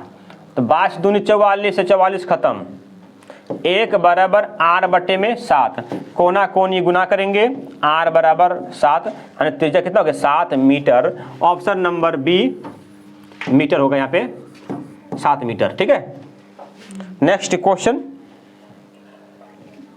दो वृत्तों के क्षेत्रफल का अनुपात 4:1 है, तो त्रिज्या का अनुपात क्या होगा? देखिए अगर क्षेत्रफल दिया हुआ रहे, त्रिज्या पूछे, तो क्षेत्रफल का वर्गमूल निकाल दीजिए। तो ये 4 ना है, 4 का वर्गमूल और 1 का वर्गमूल, ये किसका अनुपात निकलेगा? त्रिज्या का अनुपात निकलेगा। किसका निकलेगा? त्रिज्याओं का अनुपात निकलेगा। 4 का वर्गमूल 2 और 1 का वर्गमूल 1, तो 2:1। Option number B is the right answer. Option number B right answer हो जाएगा। Next question. यदि वर्ग का विकर्ण 16√2 सेमी है, तो वर्ग की भुजा क्या होगा? देखिए विकर्ण दिया हुआ है, लिखेंगे वर्ग का विकर्ण बराबर सूत्र होता है √2 गुना में भुजा। क्या होता है? भुजा। विकर्ण कितना है? 16√2 बराबर √2 गुना में भुजा, यही होता है। देखिए √2 से √2 खत्म, यानी कि भुजा बराबर कितना हो गया? भुजा बराबर 16 सेमी। Option number B is the right answer.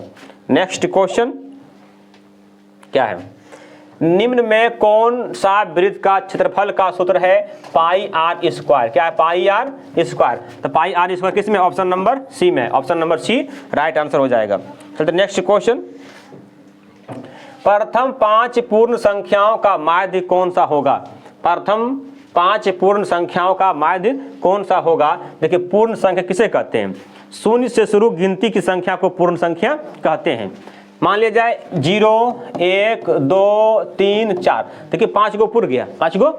पर इसका माध्य क्या होगा, देखिए माध्य बराबर हम लिखाए थे क्या, सिग्मा एन, सिग्मा एक्स बटे सिग्मा एक्स बटे एन होता है।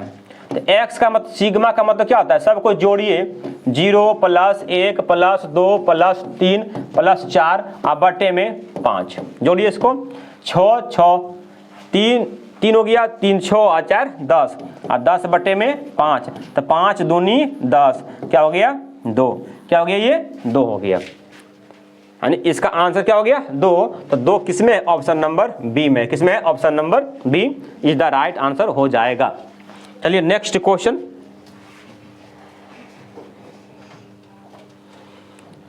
नेक्स्ट क्वेश्चन ये है, प्रथम 3 लगातार प्राकृतिक संख्या का माध्य क्या होगा। देखिए मतलब 3 गो लगातार प्राकृतिक संख्या है, यानी गिनती की संख्या को प्राकृतिक संख्या कहते हैं।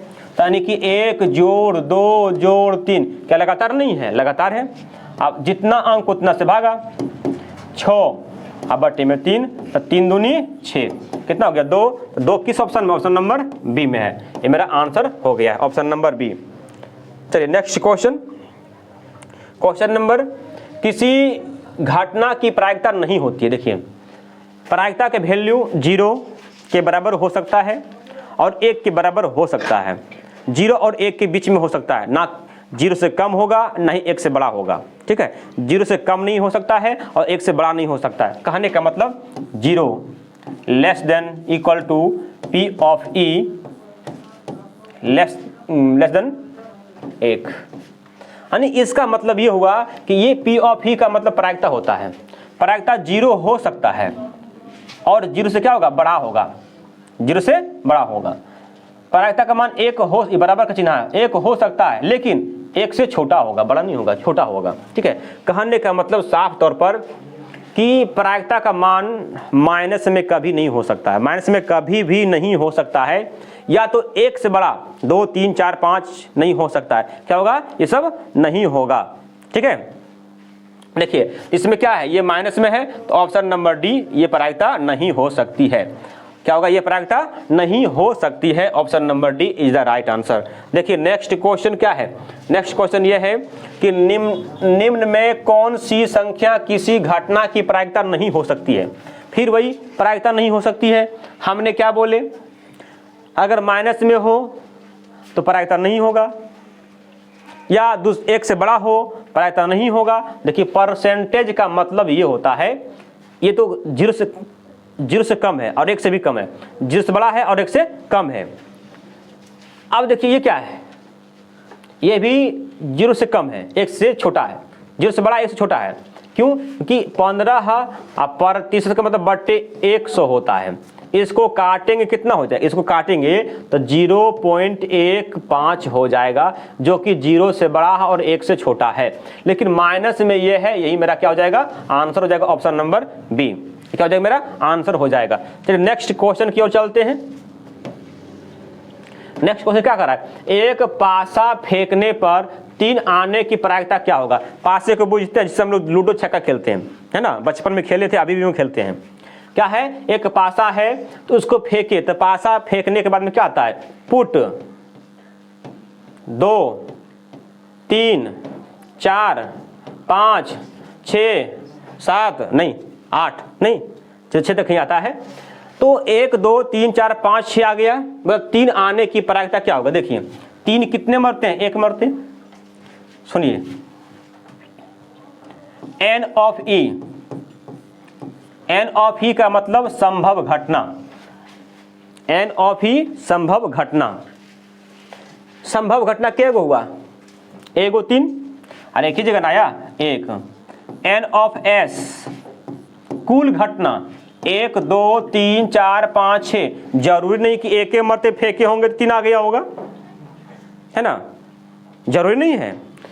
तो ये क्या हो जाएगा, 6 कंडीशन हम लिख सकते हैं। तो P ऑफ E अर्थात प्रायिकता बराबर क्या होता है, N ऑफ E बटे में N ऑफ S, ये सूत्र होता है। तो N ऑफ E का वैल्यू 1 और N ऑफ S का वैल्यू 6, यानी कि 1/6 जिस ऑप्शन में हो वही ऑप्शन मेरा आंसर हो जाएगा। ऑप्शन में क्या हो जाएगा, आंसर हो जाएगा। देखिए नेक्स्ट क्वेश्चन, एक पासा फेंकने पर एक अभाज्य संख्या पाने की प्रायिकता क्या होगा। देखिए 1 2 3 4 5 6, एक पासा फेंक कितना आ गया, बोला अभाज्य संख्या। तो अभाज्य संख्या किसे कहते हैं, वायसी संख्या जिसमें 1 एवं स्वयं से भाग लगे। तो वो क्या है, 2 है, 3 है और 5 है। तो बताइए N ऑफ E क्या होगा, 3, और N ऑफ S क्या होगा, 6। तो P ऑफ E क्या होगा, N ऑफ E बटे में N ऑफ S, तो 3 दूनी 6, यानी कि 1/2। देखिए 1/2 किस ऑप्शन में है, 1/2 ऑप्शन नंबर ए में है। तो आशा करता आप लोगों को समझ में आया होगा। अब नेक्स्ट क्वेश्चन की ओर चलते हैं। देखिए नेक्स्ट क्वेश्चन क्या है, नेक्स्ट क्वेश्चन ये है, cos 60 + 1 बटे cos 60 का मान निम्नलिखित में कौन सा होगा। देखिए तो cos 60 के मान कितना होता है, 1/2 प्लस 1 1/2। ध्यान दीजिए, ध्यान देना है कि दोनों का एलसीएम जब निकालेंगे, भिन्न के जोड़ जब बनेगा तो ये 3/2 होगा और ये 1/2। तो 2 से 2 खत्म, यानी क्या हो गया, 3 किस ऑप्शन में, ऑप्शन नंबर सी में, ऑप्शन नंबर सी में। जब घेरते तो ऑप्शन दिखता है, घेरते हुए जिसमें घेरते तो दिखता है ना, ठीक है चलिए ओके। नेक्स्ट क्वेश्चन क्या है, tan 60 के मान। तो tan 60 के मान क्या होता है, √3 होता है। क्या होता है, √3, ऑप्शन नंबर ए आंसर हो गया। नेक्स्ट क्वेश्चन, sin 18 बटे cos 72, इस कंडीशन में हम क्या बोले हैं कि पूरक रूप में तोड़ना, एगो तोड़ना और एगो छोड़ना है। क्या लिखा हुआ है, sin 18 बटे में cos 72, किसी एक को तोड़िए। किसको तोड़े भाई, किसी को, हमारा मर्जी। sin 18 बटे में cos 90 - 90 में कितना घटाएं जो कि 72 बचे, 18 घटाना पड़ेगा। क्या करना पड़ेगा, 18। sin 18 बटे में sin cos 90 - थीटा बराबर sin थीटा। sin 18 से sin 18 खत्म, कितना हो गया, 1। इसका आंसर क्या हो जाएगा, अरे भाई क्या हो गया, कह दिया हुआ है यू ने है ऑप्शन में, 0 नहीं होगा, 1 होगा। इसका आंसर 0 नहीं होगा, 1 होगा, ठीक है। इसका आंसर 1 होगा, ऑप्शन गलती पड़ गया है और इसको काट दिए, ठीक है। नेक्स्ट क्वेश्चन, tan A बराबर होगा, तो tan थीटा का मान क्या होता है पूरक के रूप में, cot 90 - थीटा बराबर tan theta, option number A. Next question, sin A बराबर गायब। चलिए अगला क्वेश्चन देखिए,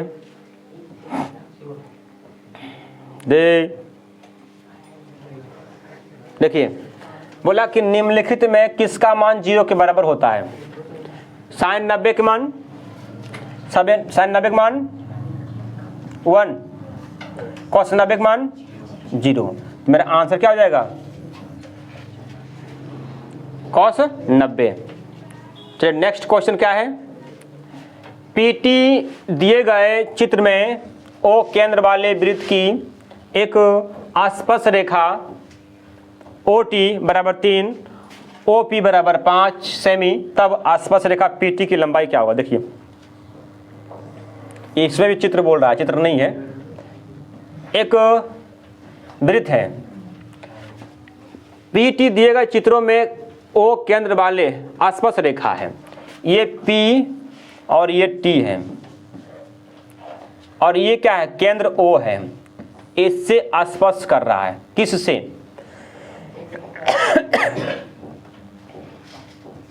O से कर रहा है, O से कर रहा है, O है, वो केंद्र वाले बोल रहा है तो फिगर में नहीं यहाँ दिया हुआ है। पीटी दिए गए चित्र में, पीटी चित्र में दिए गए चित्र में ओ केंद्र वाले वृत्त की एक स्पर्श रेखा है। पीटी, पीटी नहीं होना चाहिए, एक गलती लिखा हुआ है, क्वेश्चन में गलती लिखा हुआ है।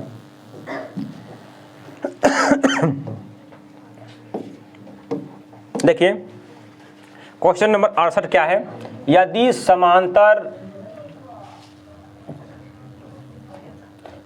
चतुर्भुज यहाँ होगा, समांतर भुज की सभी भुजाएं एक वृत्त की, आधा क्वेश्चन लिखा था, क्वेश्चन गायब है। क्वेश्चन गायब है, चलिए माफ करना, इसके लिए माफी चाहते हैं हम, पीडीएफ से नहीं बन पाया है। चलिए देखिए, किसी वृत्त के बाह्य बिंदु P से, मतलब एक वृत्त है, इसके बाहर बिंदु एक P है, ये सही क्वेश्चन है। P से वृत्त पर दो स्पर्श रेखा खींचा गया, इससे दो स्पर्श रेखा खींचा गया है, PA और PB, ये A हो गया और ये B हो गया। PA की लंबाई 6 सेमी है, तो PB की लंबाई कितनी होगी? देखिए ध्यान समझिए, कोई भी एक बिंदु से जब दो स्पर्श रेखा खींची जाती है, दो स्पर्श रेखा खींची जाती है, तो स्पर्श रेखा आपस में क्या होता है? बराबर होता है। जब ये 6 हुआ, ये कितना होगा? 6 होगा। ये कितना होगा? 6 होगा। तो PB क्या हो जाएगा? PB बराबर 6 सेमी। Option number C is the right answer. ठीक है, नेक्स्ट क्वेश्चन शेष 100 नंबर। हाँ चलो, दो वृत्तों की त्रिज्याओं का अनुपात 3:4 है, तो उनके क्षेत्रफलों का अनुपात क्या होगा? देखिए, इनके त्रिज्याओं का अनुपात 3 कितना है? 4 है। तो क्षेत्रफल पूछ रहा है, क्षेत्रफल क्या होगा? इसका स्क्वायर कीजिए, क्या करेंगे? इसको स्क्वायर करेंगे, तो 3 के स्क्वायर 9 और 4 के स्क्वायर 16, तो 9:16। Option number C answer. फिर नेक्स्ट क्वेश्चन, यदि एक वृत्त की परिमाप और क्षेत्रफल संख्यात्मक रूप से बराबर हो तो वृत्त की त्रिज्या क्या होगी? देखिए, बोला कि वृत्त की परिमाप और क्षेत्रफल बराबर है, लिखेंगे वृत्त की परिमाप बराबर वृत्त का क्षेत्रफल। देखिए, तो वृत्त का परिमाप बराबर सूत्र 2πr होता है और क्षेत्रफल क्या होता है? Pi R square. तो पाई से पाई खत्म, आर से एक आर खत्म, तो 2 बराबर क्या हो गया? आर, यानी कि आर बराबर 2। क्या हो गया? आर बराबर 2 हो गया, यानी कि 2 मात्रक इसका हो जाएगा आंसर। क्या हो जाएगा? 2 मात्रक इसका आंसर हो जाएगा। देखिए नेक्स्ट क्वेश्चन क्या है, दो वृत्तों के क्षेत्रफलों का अनुपात x स्क्वायर अनुपात y स्क्वायर है, तो त्रिज्याओं का अनुपात क्या होगा? देखिए, क्षेत्रफल जब दिया हुआ रहे तो त्रिज्या अगर निकालना हो, क्या बोले हम? वर्गमूल निकालिए। तो x स्क्वायर का वर्गमूल x और y स्क्वायर के वर्गमूल y, यानी कि x अनुपात y। Option number D is the right answer. Next question क्या है? क्वेश्चन नंबर 73, यदि किसी वृत्त की त्रिज्या k गुनी कर दी जाए तो पुराने और नए वृत्तों के क्षेत्रफल का अनुपात क्या हो? देखिए, 2 गो वृत्त है, इसका त्रिज्या r है और इसका kr है। क्यों? k गुना कर दिए तो r k या kr हो गया। बोला इसका क्षेत्रफल का अनुपात क्या होगा? देखिए अनुपात लिखिए, क्या लिखेंगे हम? अनुपात बराबर वृत्त का क्षेत्रफल क्या होता है? Pi R square, pi R square बटे में पाई आर स्क्वायर। ध्यान दीजिएगा, पाई से पाई खत्म, पहले बोला पुराना तब नए, तो पुराना ये था ना, गुना करने के बाद ये बना। इसका त्रिज्या आर है, तो आर के स्क्वायर बटे आर के स्क्वायर होगा। देखिए, आर स्क्वायर बटे आर के स्क्वायर, आर स्क्वायर बटे में के स्क्वायर हो जाएगा ना। देखिए, 1 अनुपात के स्क्वायर, क्योंकि ऊपर में कुछ नहीं, 1 बचा, 1 बट्टा का मतलब अनुपात हुआ के स्क्वायर, यानी कि 1 बटे 1 अनुपात के स्क्वायर किस में है, 1:k², ऑप्शन नंबर सी में। किस में है, ऑप्शन नंबर सी में। आ रहा है समझ में, समझ में आ रहा है? हाँ तो माइस हो, ऐसे माइस क्यों हो, भूख लग गया? एक बेलन का व्यास 28 सेमी और उसकी ऊंचाई 20 सेमी हो तो बेलन का कुल पृष्ठीय क्षेत्रफल क्या होगा? देखिए एक बेलन है, हल्ला नहीं करना चाहिए, गलत बात है। एक बेलन का व्यास 28 है, त्रिज्या कितना होगा? 14 सेमी, क्योंकि व्यास के आधा त्रिज्या होता है, व्यास का आधा त्रिज्या होता है, ठीक है। और ऊंचाई कितना है? 20 सेमी है, 20 सेमी है। मतलब इसका बेलन का कुल पृष्ठ क्या होगा? देखिए बेलन का कुल पृष्ठ क्षेत्रफल होता है कुल क्षेत्रफल 2πr × r+h, ठीक है। 2π 22/7, r का वैल्यू कितना है? 14, यानी कि 14 प्लस में h का वैल्यू कितना है? 20। देखिए 7 दूनी 14, 2 दूनी 4, 22 चौका 88 गुना ये कितना जगह? 34 जगह, ये दोनों गुना कीजिए, आंसर आ जाएगा। दोनों गुना करेंगे आंसर आ जाएगा, ठीक है। देखिए ये दोनों गुना करेंगे तो आंसर आ जाएगा 2292। क्या जाएगा? 2292, option number C is the right answer. Next question देखिए, समान ऊंचाई वाले दो समबेलनों के आयतनों का अनुपात। देखिए दो को बेलन है, दोनों की ऊंचाई समान है, ध्यान दीजिएगा, दोनों का ऊंचाई समान है।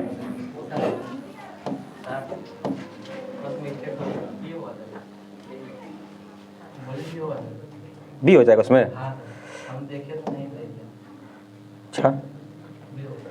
अच्छा इसका आंसर बी होगा। चलिए इसका आंसर ऑप्शन नंबर बी हो जाएगा, ठीक है। मिस्टेक हो गया है गुना करने में, चलिए कोई बात नहीं है। देखिए अब क्या है, समान ऊंचाई वाले दो समबेलनों के आयतनों का अनुपात। तो दो को समबेलन है और इसका आयतन का अनुपात दिया हुआ है। तो एक समबेलन ये हो गया, समबेलन माने बेलन, और एक बेलन ये हो गया। इसका आयतन और इसका आयतन 9, उसका आयतन है 16। अब बोला क्षेत्रफल का अनुपात क्या होगा? ध्यान दीजिएगा, इसका त्रिज्या निकालेंगे तो इसका देखिए ऊंचाई तो बराबर न है, ध्यान दीजिएगा। सूत्र होता है πr²h, इसके लिए और इसके लिए जगह πr²h। देखिए इधर बैठाइए 9, इधर बैठाइए 16, ये से ये खत्म और पाई से पाई खत्म।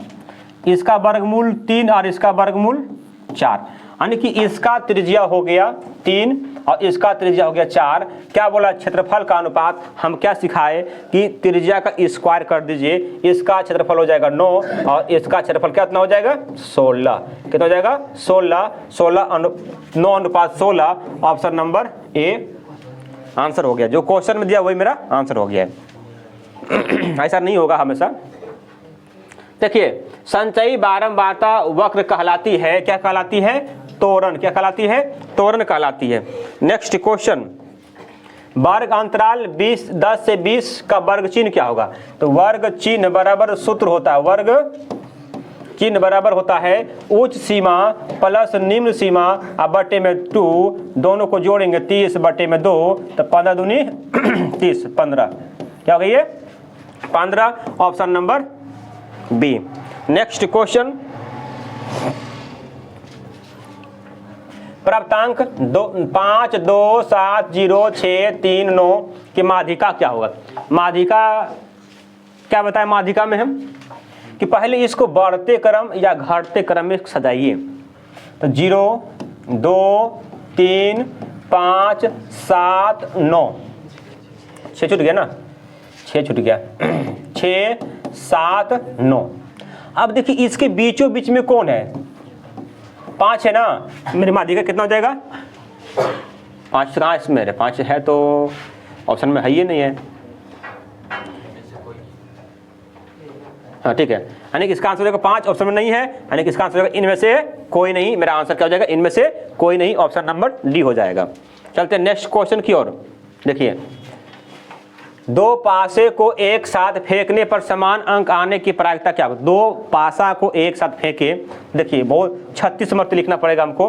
दोनों पासे को फेंके तो एक पासा एक है, दूसरा का पासा एक आया, पहला पासा एक, दूसरा का पासा 2 आया, यानी ऐसे ऐसे जब लिखेंगे तो 36 कंडीशन होगा। तो देखिए बोला क्या, समान अंक, देखिए एक जगह समान अंक आया, फिर 2 आएगा, फिर 3 आएगा, फिर 4 आएगा, फिर 5 आएगा, फिर 6 आएगा, फिर 6 आएगा।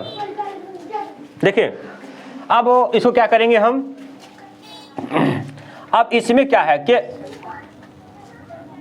6 है, एन ऑफ ई बराबर 6, एन ऑफ एस बराबर कुल कितना आया, कुल ऐसा कंडीशन 36 को होगा, 36 हो गया।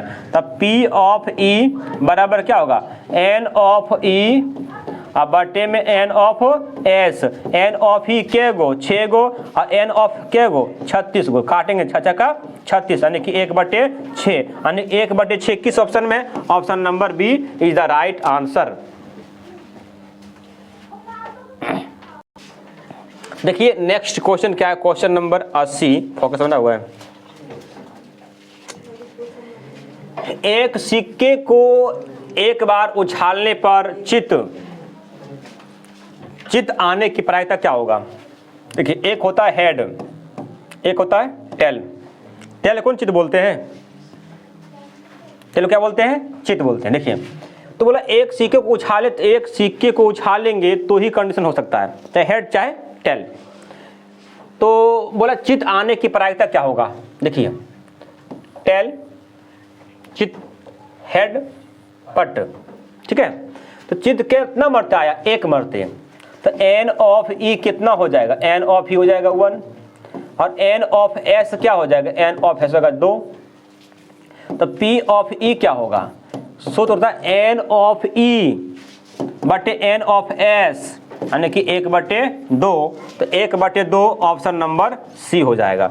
नेक्स्ट क्वेश्चन, क्वेश्चन नंबर, देखिए ये क्वेश्चन शायद 45 नंबर बताए थे, शायद ये क्वेश्चन है, सिर्फ यहाँ थीटा लिखा हुआ था उस जगह पर, सेम टू सेम था, ठीक है, ध्यान दीजिएगा। अगला क्वेश्चन क्या है, 2 tan 30 डिग्री बटे 1 + tan स्क्वायर 30 डिग्री। तो 2 tan 30 डिग्री बटे में 1 + tan स्क्वायर 30 डिग्री। 2 tan 30 के मान 1/√3 बटे में 1 + tan 30 के मान 1/√3 इसका स्क्वायर। ध्यान दीजिएगा, देखिए 2 × 1 = 2 √3, ये हो जाएगा 1 + 1/3। ध्यान दीजिए 2/√3, और इसका हम भिन्न के जोड़ निकालेंगे 4/3, तो उपलटेंगे क्या हो जाएगा, 3/4, दो दूनी √3 से √3 मरते में, यानी कि √3/2, √3/2 मेरा क्या हो जाएगा आंसर। √3/2 किसका आंसर होता है, साइन 60 का, साइन 60 का वैल्यू होता है, √3/2 होता है, ये मेरा आंसर हो गया है। चलते नेक्स्ट क्वेश्चन की ओर। क्या है, किसका मान सबसे छोटा है, किसका मान सबसे छोटा है। तो को हम लिखाए थे STS और CC साइन टेन सेक जो थीटा के मान बढ़ता है तो उसका वैल्यू बढ़ता है। और कॉसेक कॉट जो थीटा के मान बढ़ते तो उसका वैल्यू घटता है। तो देखिए ये किस में, कॉस में ना, जो मान बढ़ेगा तो उसका वैल्यू घटेगा। तो देखिए सबसे बड़ी मान क्या है 90, तो सबसे छोटा मान इसी का होगा, सबसे छोटा मान किसका होगा, इसी का, क्योंकि cos 90 का मान 0 होता है, यानी मेरा आंसर क्या हो गया, ऑप्शन नंबर डी हो गया। नेक्स्ट क्वेश्चन, cos π/3 का मतलब 60 डिग्री, तो cos 60 का मान कितना होता है 1/2, ऑप्शन नंबर ए। देखिए 1 + cot स्क्वायर थीटा बराबर cosec स्क्वायर थीटा, क्या होता है cosec square theta, option number B. Next question, आकृति गायब, सभी आकृति नहीं पूछ रहा है, यहाँ गलती है। किसी वृत्त के बाह्य बिंदु P से दो स्पर्श रेखा, कोई वृत्त है, इसके बाह्य बिंदु P से दो स्पर्श रेखा खींची गई है, PA और PB खींची गई है। PA का मान 8 है तो PB का वैल्यू कितना होगा, 8 ही होगा, क्योंकि हम बोले हैं कि आसपास रेखा की लंबाई आपस में सब बराबर होती है, यानी कितना हो जाएगा 8, ऑप्शन नंबर डी आंसर हो गया। देखिए, यदि एक अर्धवृत्त की परिमाप 36 सेमी हो तो, अर्धवृत्त का परिमाप 36 सेमी हो तो इसकी त्रिज्या क्या होगा। देखिए, एक अर्धवृत्त है, ये क्या है, एक अर्धवृत्त है, इसका परिमाप दिया 36 सेमी, तो अर्धवृत्त का परिमाप सूत्र क्या होता है, अर्धवृत्त का परिमाप की परिमाप बराबर सूत्र होता है पाई प्लस 2 इंटू में आर। परिमाप दिया हुआ है 36 बराबर पाई के मान 22/7 प्लस में 2 इंटू आर। 36 बराबर, इसको जब सॉल्व करेंगे तो 36/7 आएगा और गुना में आर रहेगा, 36 खत्म, आर बराबर कितना हो जाएगा 7, यानी कि त्रिज्या बराबर कितना हो जाएगा 7 सेमी, option number B answer. Next question, एक तार 28 सेमी त्रिज्या वाले वृत्त के रूप में मोड़ दिया जाता है, तब वर्ग की भुजा क्या होगा। एक तार 28 सेमी त्रिज्या वाले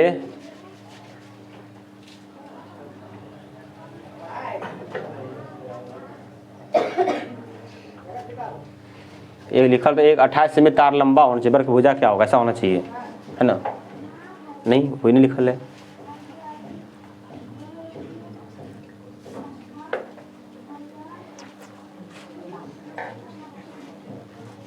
चलिए इसको छोड़िए, क्वेश्चन अधूरा है। एक वृत्त का व्यास 14 सेमी है, इसकी परिधि निम्नांकित में कौन सी होगी। मतलब कि एक वृत्त है, क्या एक वृत्त है, वृत्त का व्यास 14 सेमी है। देखिए वृत्त है, व्यास 14 सेमी है, त्रिज्या कितना होगा 7 सेमी, त्रिज्या कितना होगा 7 सेमी। उसके बाद में बोला इसकी परिधि निम्नांकित में क्या होगा। देखिए परिधि बराबर सूत्र होता है, परिधि बराबर 2 पाई आर, 2 पाई के मान 22/7, आर के मान 7, तो ये से ये खत्म, 22 दूनी 44, परिधि कितना हो जाएगा 44 सेमी हो जाएगा, क्या हो जाएगा 44 सेमी। चलिए नेक्स्ट क्वेश्चन, एक बेलन का आधार का व्यास 4 सेमी है, इसकी त्रिज्या ही होगा, अधूरा यहाँ पे, त्रिज्या बराबर 14 सेमी, तो बेलन का आयतन क्या होगा। देखिए एक बेलन है, यहाँ दिया हुआ, ऊंचाई होना चाहिए, इसकी ऊंचाई होगा, यहाँ व्यास तो ऊंचाई नहीं होगा, ऊंचाई यहाँ होगा, ऊंचाई होगा।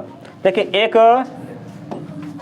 व्यास कितना है 4 सेमी, त्रिज्या हो जाएगा 2 सेमी, मतलब ऊंचाई 14 सेमी हो तो बेलन का आयतन क्या होगा। देखिए बेलन का आयतन बराबर सूत्र होता है, आयतन बराबर क्या होता है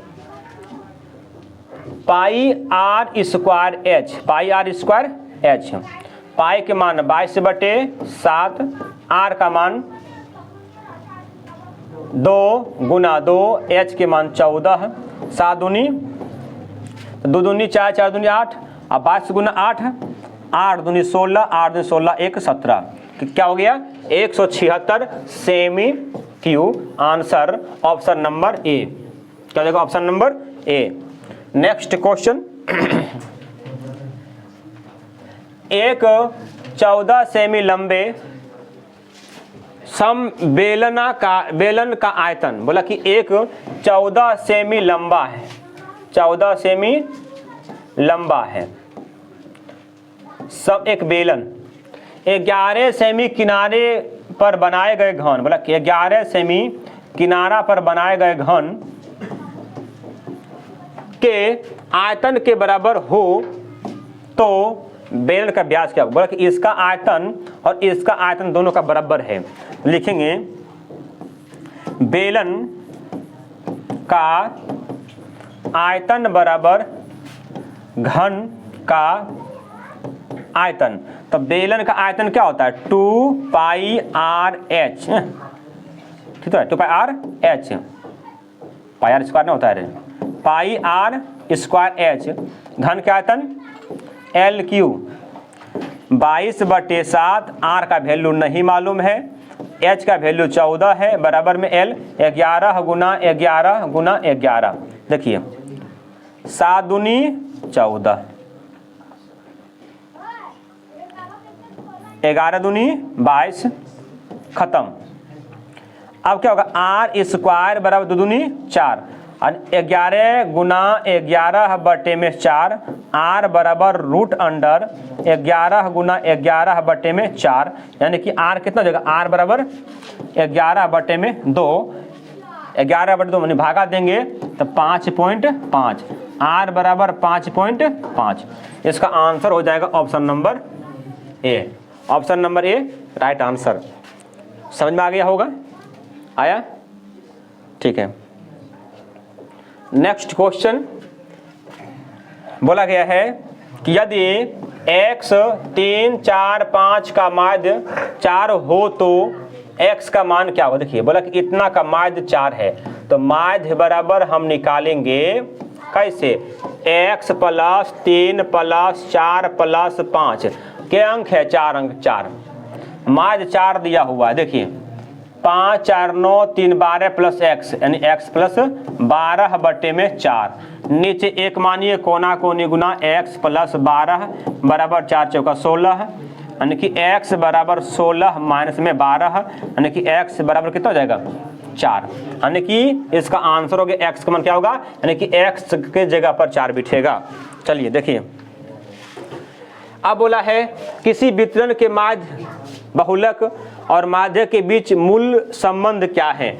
तो मूल संबंध होते हैं, बहुलक बराबर सूत्र होता है 3 गुना माध्यक घटा 2 गुना माध्य, 3 गुना माध्यक घटा 2 गुना माध्य होता है।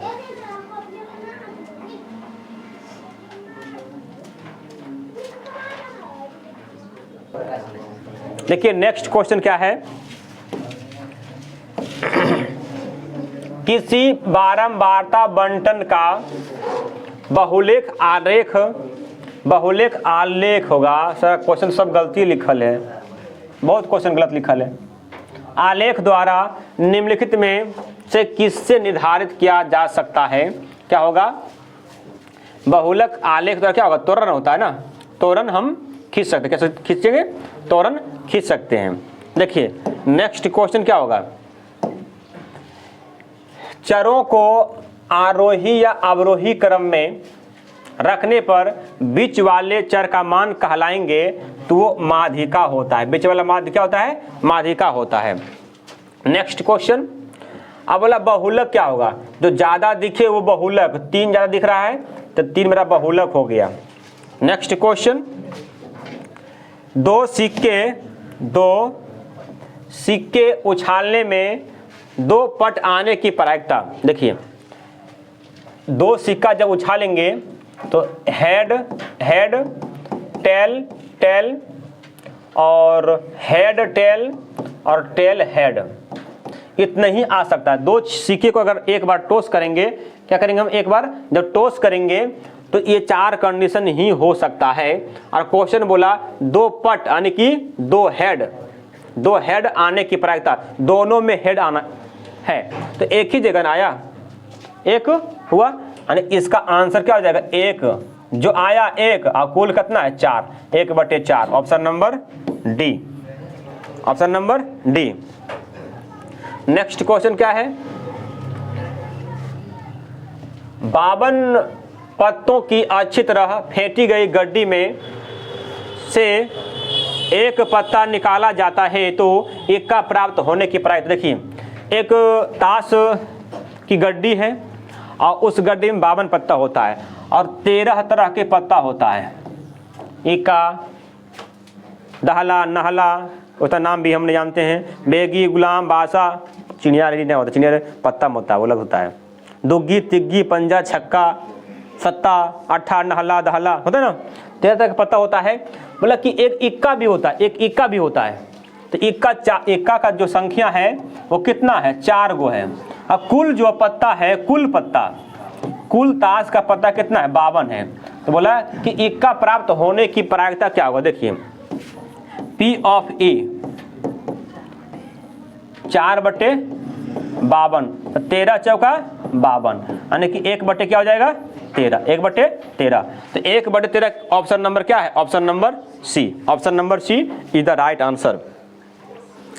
नेक्स्ट क्वेश्चन क्या है? देखिए नेक्स्ट क्वेश्चन में ये है ताशा। देखो कितना नासा लिख रहा है।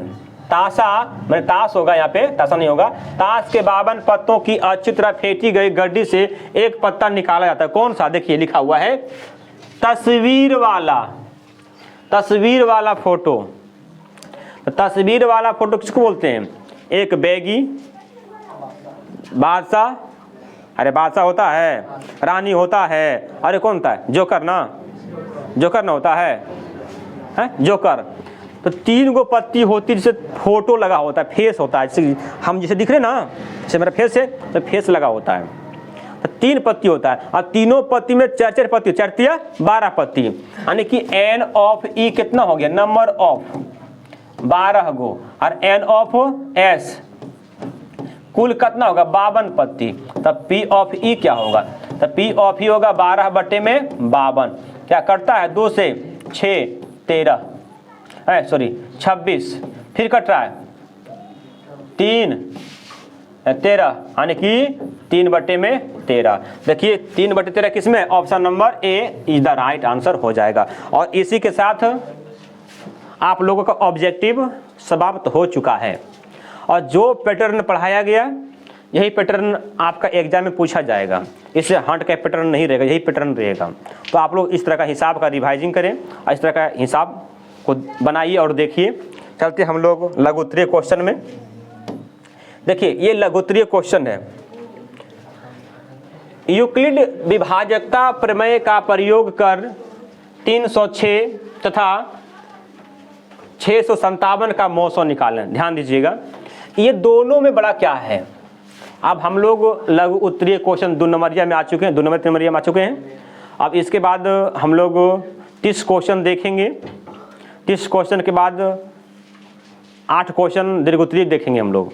30 क्वेश्चन लघुत्तरीय में है, ठीक है। होता है एग्जाम का पैटर्न वही है। देखिए ये दोनों बड़ा कौन है? 657, तो 657 लिख दीजिए और इसको क्या लिखेंगे? 306। अब 306 को कितना मरते पढ़े कि ये आ सके, 657 आ सके, तो 2 मरते पढ़ेंगे। कितना पढ़ेंगे हम? 2 मरते पढ़ेंगे। तो गुना 2 किए। ध्यान दीजिएगा, या तो फिर अगर समझ में नहीं आ रहा है तो भागा दे दीजिए। 657 में भागा दीजिए 306 से, तो क्या जाएगा? 6 दूनी 12, यानी कि 612 हो जाएगा। 5 4।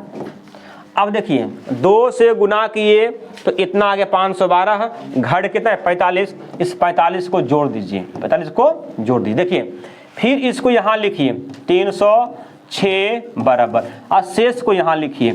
जब तक शेष 0 नहीं आएगा तब तक ये प्रक्रिया चलते रहेगा। अब 45 से भागा तो इसमें क्या मरतब कटेगा?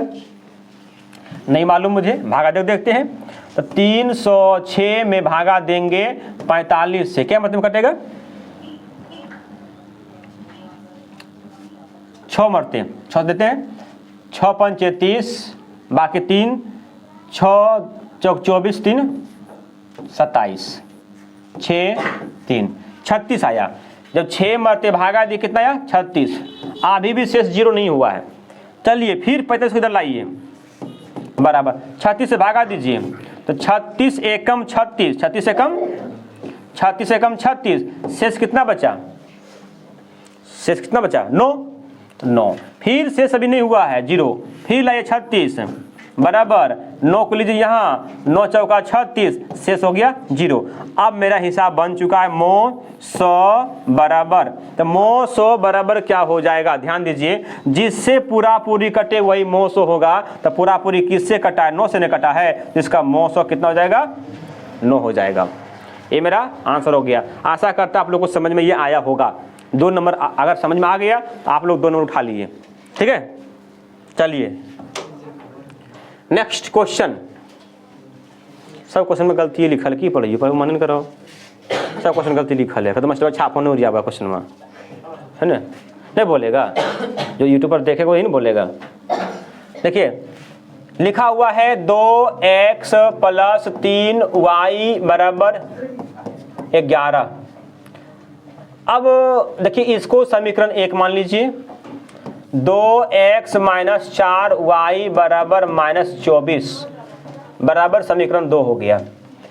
को प्रतिस्थापन लिखा हुआ है, प्रतिस्थापन होगा, प्रतिस्थापन होगा, क्या होगा? प्रतिस्थापन विधि से हल करें। क्या होगा? प्रतिस्थापन विधि से हल करें। तो देखिए प्रतिस्थापन विधि में करना क्या है, ध्यान से सुनिएगा।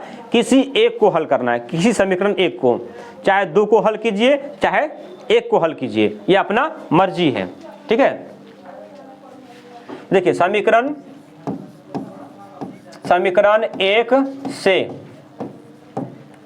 2x + 3y बराबर 11, किसी एक को सॉल्व कीजिए, मर्जी। अब यहां से x का मान निकालना है या y का मान निकालना, अपना मर्जी। देखिए 2x बराबर, इसको उधर ले जाइए, 11 - 3y, x बराबर 11 - 3y बट्टे में 2, इसको समीकरण 3 मान लीजिए। क्या मान लेंगे हम? 3। अब ध्यान रहे, हम चले किस समीकरण से? समीकरण 1 से। समीकरण 1 से याद यही रखना है कि जिस थाली में खाना है उस थाली में छेद नहीं करना है, हमेशा याद रहे। मतलब जिस समीकरण से चले उस समीकरण मान पुट करना नहीं है।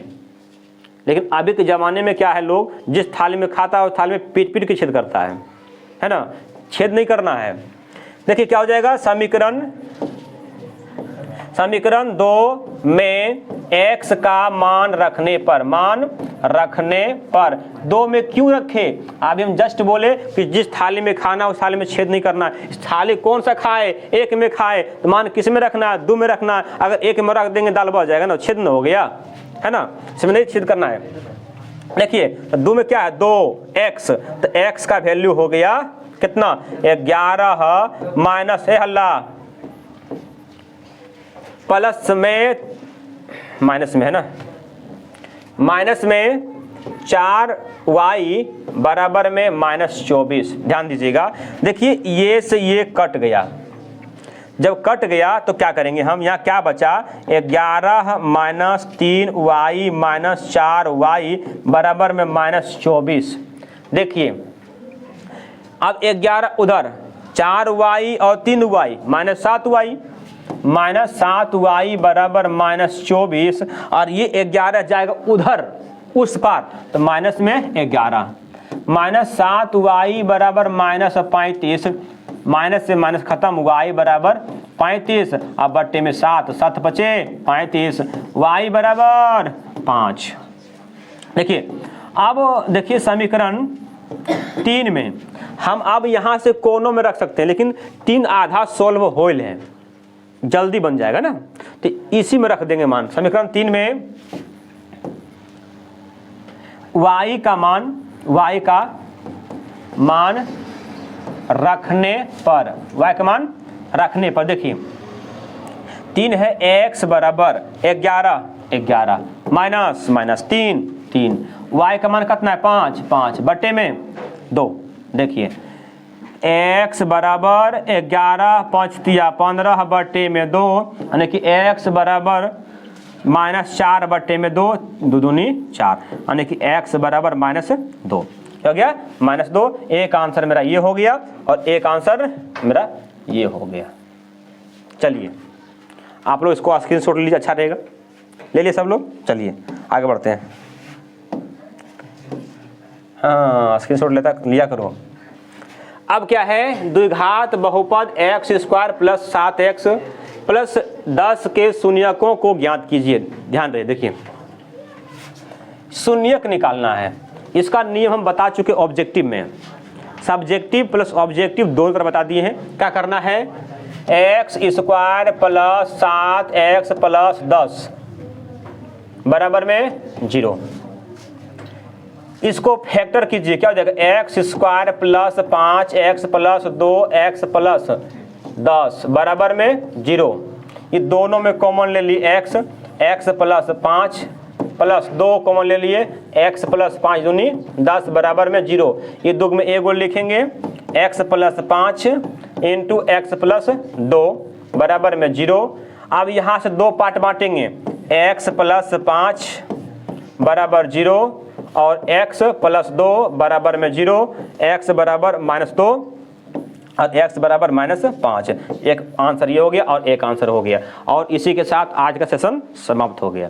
फिर मिलेंगे नेक्स्ट वीडियो में, तब तक के लिए जय हिंद जय भारत।